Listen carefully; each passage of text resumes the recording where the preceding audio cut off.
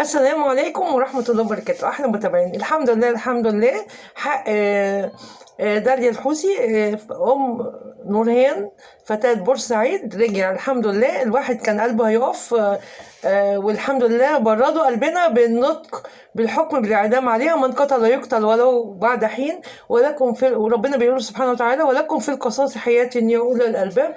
المفروض إن هي تتعدم، وحسين برضك يتعدم. وخطيبها النهارده حبايبي واخد ده بوكيه ورد في عيد الحب. الواد ده مغيب ولا ايه؟ احنا مش عارفين والله.